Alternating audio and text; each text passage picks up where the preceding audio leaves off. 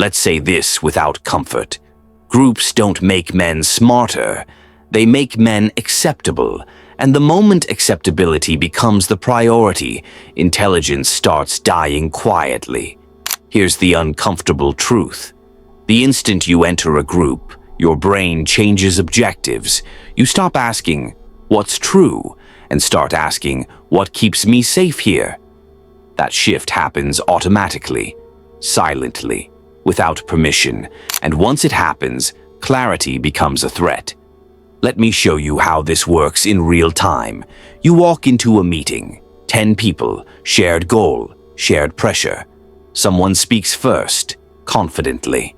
Before you evaluate the idea, your brain scans the room. Who's nodding? Who's silent?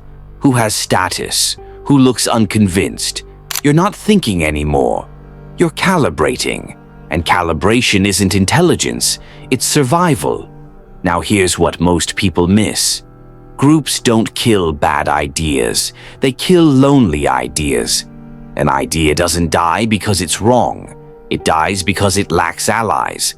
A wrong idea, confidently repeated, becomes direction. A correct idea, poorly timed, becomes disruptive. That's why groups drift toward consensus, not truth. Consensus feels productive. It feels mature. It feels responsible, even when it's catastrophically wrong. Now look at committees. Why do they make decisions so slowly and still get them wrong? Because responsibility gets diluted. No single person owns the outcome. Everyone owns a fraction of the blame. That changes behavior. Risk feels safer. Caution feels unnecessary. Logic feels optional. You're no longer protecting reality. You're protecting position. Now let's make this more uncomfortable. Groups reward conformity, not clarity. If you agree, you're collaborative. If you hesitate, you're not aligned. If you challenge, you're difficult. So men adapt. They soften objections. They add disclaimers. They hide certainty behind politeness. They don't say, "This is wrong." They say, "I might be missing something," but that's not humility. That's fear learning to speak professionally. And once fear enters language, stupidity isn't far behind.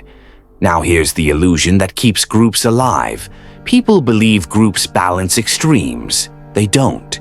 Groups amplify whatever direction they lean. If the group starts cautious, it becomes paralyzed. If it starts confident, it becomes reckless. Why? Because dissent feels like betrayal, and betrayal is punished faster than error. So once momentum begins, intelligence gets dragged with it. That's how bubbles inflate. That's how bad wars start. That's how organizations walk off cliffs together. Not because no one saw it coming, but because no one wanted to be alone. Now pay attention to this. The smarter the individuals in the group, the worse the outcome can be. Why? Because intelligent men are better at rationalizing bad decisions. They don't say, "This feels wrong." They say, "It's complex. There are trade-offs. We'll manage the downside." Language becomes anesthesia. The group feels sophisticated while doing something stupid. Now, turn the lens inward. How many times have you agreed publicly with something you questioned privately? How many times have you stayed silent because speaking up felt socially expensive? How many times have you told yourself, "It's not worth the fight"? Every one of those moments trained the group instinct. It taught you that belonging matters more than accuracy. Here's the shift. Strong men don't reject groups. They detach from them internally. They listen without absorbing. They observe without merging. They decide privately. They understand this rule. Groups punish truth early and reward it late. So they're willing to stand alone long enough for reality to surface. They don't need immediate agreement. They don't need approval. They need correctness. Because in the long run, truth always humiliates consensus, but only after damage is done. So remember this. If everyone agrees too quickly, thinking has stopped. If no one feels uncomfortable, nothing important is being said.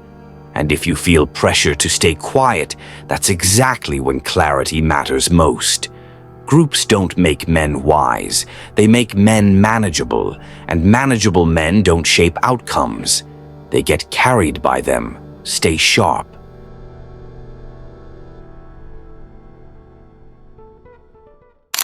Thanks for spending time with us. If this sparked a new way of thinking, hit like and subscribe to keep the ideas flowing. And don't forget, check the description for the links to the original books and resources we used today. We'll see you in the next one.